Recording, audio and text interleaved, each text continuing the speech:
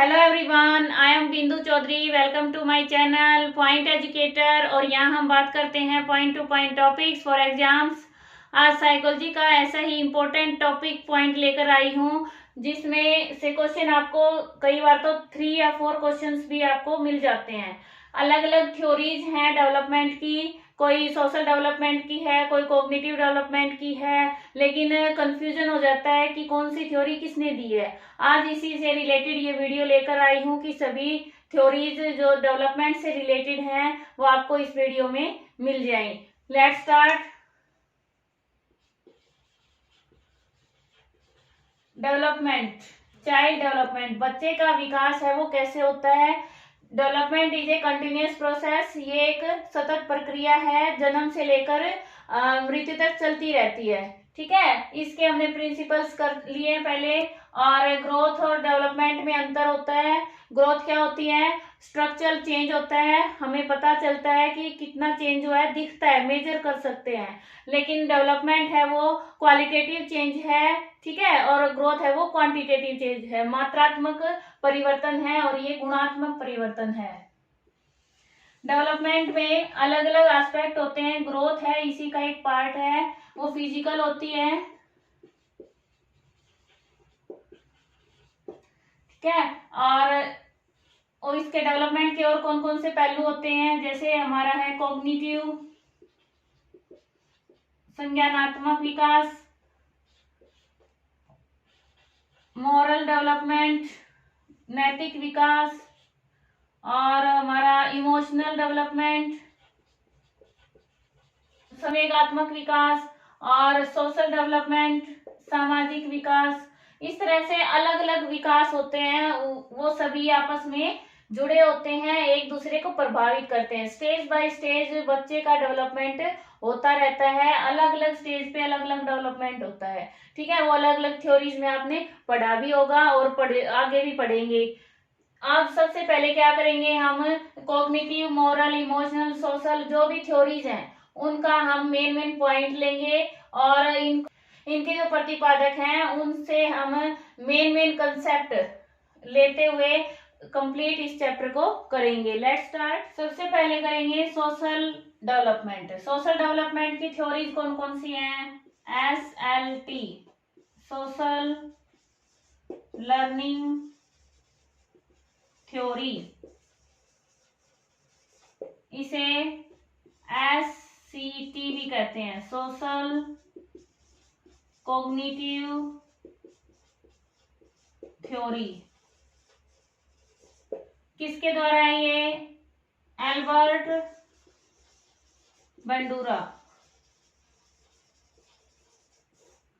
ठीक है। बंडूरा की थ्योरी है ये, हिंदी में कहते हैं इसको सामाजिक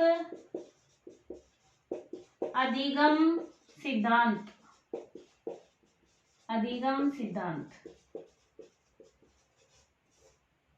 अब इस थ्योरी में मेन क्या कहा है, उनका बच्चे का सोशल डेवलपमेंट है वो दूसरों को देखकर होता है, ऑब्जर्वेशन से होता है। ऑब्जर्वेशन एंड मॉडलिंग, ये इसके मेन कंसेप्ट हैं। और एक इससे रिलेटेड क्वेश्चन आता है कि बोबोडोल एक्सपेरिमेंट है वो किस थ्योरी से संबंधित है, वो इसी थ्योरी से है, सोशल लर्निंग थ्योरी से। क्लियर है। इसके बाद हमारी नेक्स्ट है सेकंड थ्योरी आती है इसमें, लेव वाइगोत्स्की की।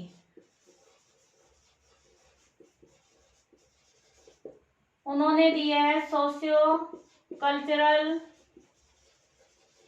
थ्योरी, सामाजिक सांस्कृतिक सिद्धांत।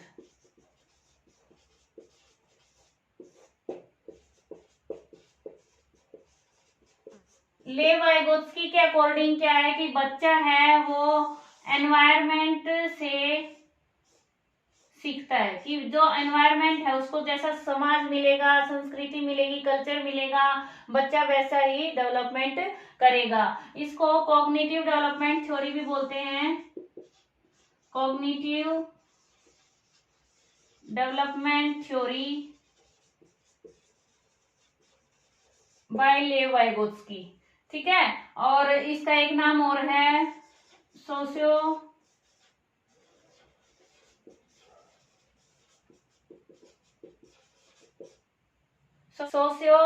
कंस्ट्रक्टिविस्ट।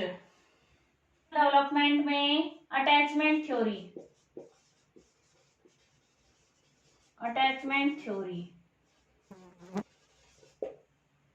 वो है जॉन बावले, इनकी थ्योरी है। और इसके अनुसार क्या है, उन्होंने बताया कि बच्चा है जब जन्म लेता है उसके बाद जो उसके केयर गिवर्स होते हैं ना, उसमें उसके फैमिली मेंबर्स, पेरेंट्स, जो भी उसके बिल्कुल पास रहते हैं, जो उसकी केयर करते हैं, उनसे जैसा अटैचमेंट होगा वैसा ही बच्चे का डेवलपमेंट होगा, समाज में वैसा ही बच्चा डेवलपमेंट करेगा। ठीक है, सोशल डेवलपमेंट होता है वो अटैचमेंट से होता है उनके अनुसार। इसके बाद हमारा अगला आ गया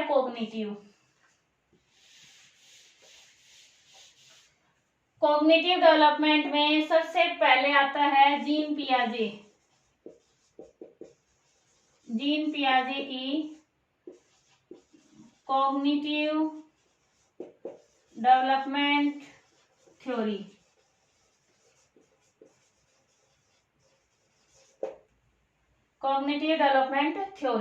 अब इन्होंने क्या कहा है कि बच्चे का डेवलपमेंट है वो बाहर से तो होता है, एनवायरनमेंट की अंतःक्रिया से होता है, लेकिन बच्चा है वो अपना डेवलपमेंट खुद करता है। यानी बच्चे को उन्होंने प्रमुख माना है कि बच्चा इंटरेक्शन करता है, बाहर से सीखता है। क्लियर है। अब इनकी जो कॉग्निटिव डेवलपमेंट थ्योरी है इसमें कितनी स्टेज है, 4। सेंसरी मोटर स्टेज, और कौन सी है, pre operational stage, concrete operational stage, formal operational stage. और उन्होंने मेन कंसेप्ट क्या क्या दिए हैं, असिमिलेशन है, अकोमोडेशन है, इक्विलिब्रेशन है, स्कीमा है, इस तरह से कंसेप्ट दिए हैं। वो हम अलग उसमें कर चुके हैं वीडियो में, आप चैनल पर जाकर देख सकते हैं। फर्स्ट ये है इम्पोर्टेंट, और इसमें से क्वेश्चन आता है, कई बार पूछा जाता है। सेकंड है हमारी लेव वाइगोत्स्की की,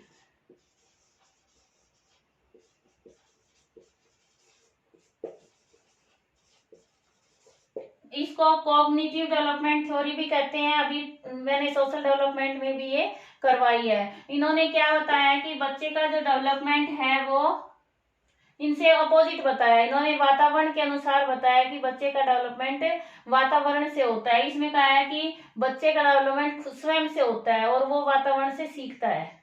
ठीक है, इस तरह से इनका अंतर है ये। और इसमें कुछ कंसेप्ट हैं, ZPD, zone of proximal development, scaffolding, MKO, ये इसके मेन कंसेप्ट हैं। क्लियर है। इसके बाद हमारी अगली थ्योरी है, अगली हमारी इंफॉर्मेशन प्रोसेसिंग थ्योरी। ये स्मृति का सिद्धांत है, मेमोरी का सिद्धांत है। इसके अनुसार जो बच्चे का डेवलपमेंट है, मेमोरी का डेवलपमेंट है, वो एज ए कंप्यूटर होता है। जैसे कंप्यूटर में इनपुट देते हैं, फिर प्रोसेस होती है, फिर आउटपुट आता है। इसी तरह से इसमें भी यही प्रोसेस बताया गया है कि पहले सेंसरी जो हमारी मेमोरी है उसमें जाती है सूचना, वहां से शॉर्ट टर्म में जाती है, शॉर्ट टर्म मेमोरी, और वहां से फिर लॉन्ग टर्म में जाती है। ठीक है, इस तरह से उन्होंने बताया है। इसमें कई साइकोलॉजिस्ट हैं शामिल, मेन नाम आते हैं मिलर, एटकिंसन और सिफ्रिन, ये नाम आते हैं इसमें। क्लियर है।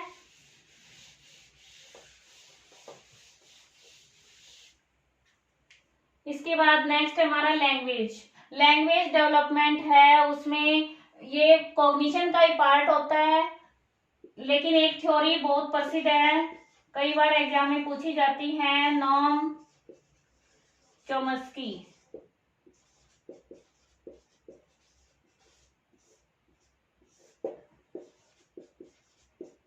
नॉम चॉम्स्की की थ्योरी है लैंग्वेज रिलेटेड। उन्होंने क्या बताया है कि सभी के पास एलएडी होता है। अब ये एलएडी क्या है भाई? लैंग्वेज एक्विजिशन डिवाइस, भाषा ग्रहण उपकरण। कि भाषा को सीखने का एक यंत्र होता है, उपकरण सबके पास होता है इनके अनुसार।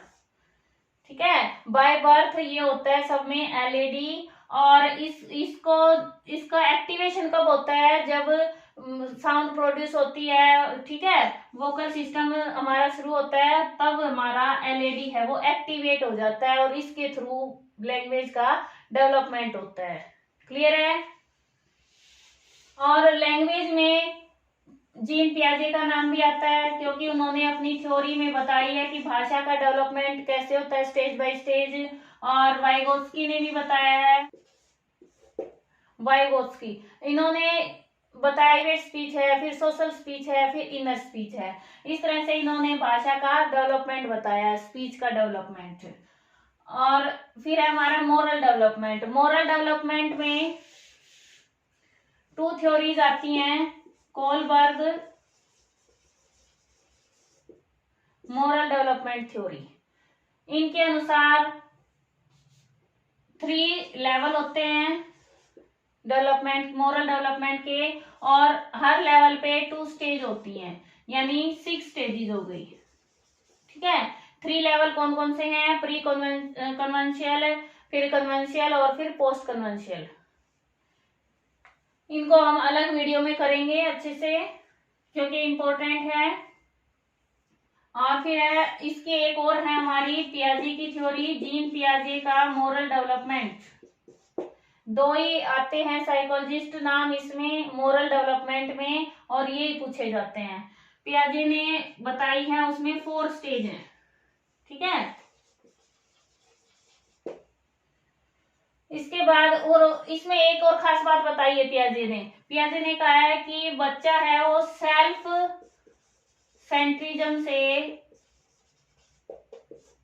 सोशल सेंट्रिज्म तक जाता है। मोरल डेवलपमेंट इस तरह होता है, सेल्फ से वो सोशल की साइड जाता है।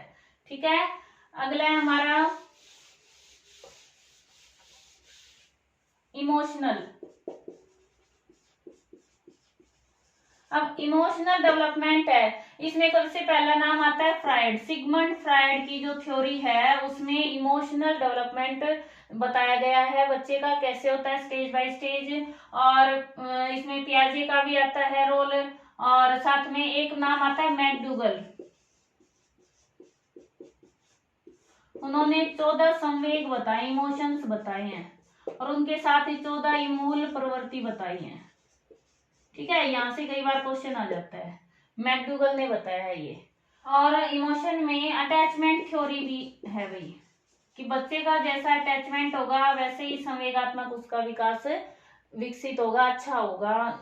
ठीक है, अब हमारे पास कुछ थ्योरी अलग रहती हैं जो सभी में लागू होती हैं, सभी विकास डेवलपमेंट में हैं। उनमें अगली हमारी साइको सेक्सुअल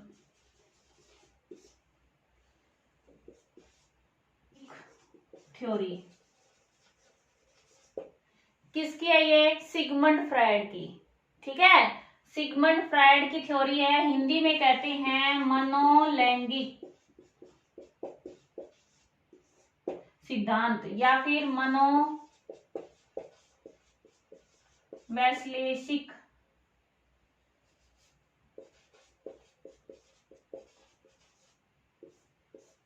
सिद्धांत। ठीक है, अब क्या है मनोलैंगिक सिद्धांत, मनोवैश्लेषिक सिद्धांत? इन्होंने इतनी बड़ी थ्योरी दी है, थ्योरी बहुत लेंथी है लेकिन मोस्ट इंपॉर्टेंट है सभी एग्जाम्स में। क्या बताया इन्होंने? पर्सनैलिटी डेवलपमेंट बताई है, व्यक्तित्व का विकास। कैसे होता है, क्या उसमें स्ट्रक्चर है, क्या ऑर्गेनाइजेशन संगठन कैसे है उसका, ठीक है, ढांचा कैसे है, और डायनेमिक्स कौन कौन सी हैं, ये सभी उन्होंने बताया अपनी थ्योरी में। जैसे 4 चीजें बताई हैं उन्होंने। सबसे पहले बताया उन्होंने ऑर्गेनाइजेशन,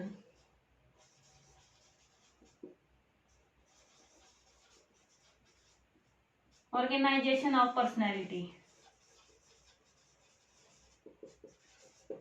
इसमें उन्होंने बताया है चेतन, अचेतन, अर्धचेतन, कॉन्शियसनेस है उसके 3 लेवल्स बताए हैं, ठीक है। और सेकंड है उन्होंने बताया है structure, structure of personality. Structure में उन्होंने ईड, ईगो, सुपर ईगो, और उसके बाद डायनामिक्स, डायनामिक्स में उन्होंने एंजाइटी के बारे में बताया है, और जो ईगो डिफेंस मैकेनिज्म होती है, अहम रक्षात्मक युक्तियां, वो बताई है कि कैसे आदमी अपने स्ट्रेस को, एंजाइटी को छिपाने के लिए अलग अलग युक्तियों का प्रयोग करता है। उसमें से काफी टाइम क्वेश्चन देखा जा चुका है। और 4th आता है इसमें डेवलपमेंट ऑफ पर्सनैलिटी। अब डेवलपमेंट ऑफ पर्सनैलिटी में उन्होंने 5 स्टेज बताई है।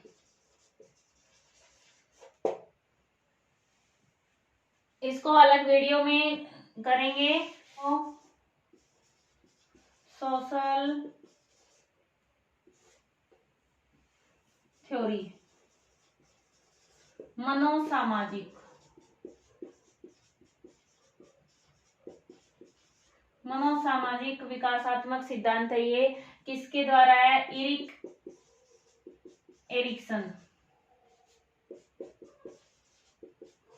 एरिक एरिक्सन के द्वारा है सिद्धांत।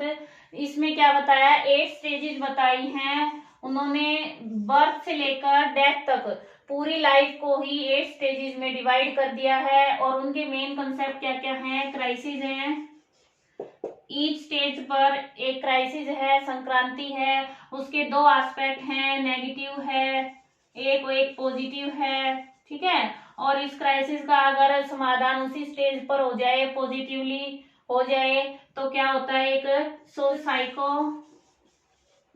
सोशो स्ट्रेंथ बन जाती है, उसको वर्च्यू कहते हैं, सदाचार।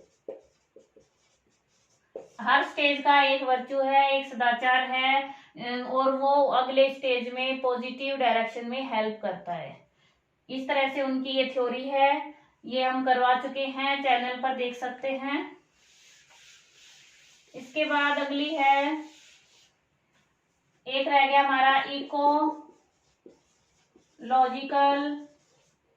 सिस्टम, मॉडल भी कह देते हैं इसको, इकोलॉजिकल सिस्टम। ये किसका है? Bronze Ben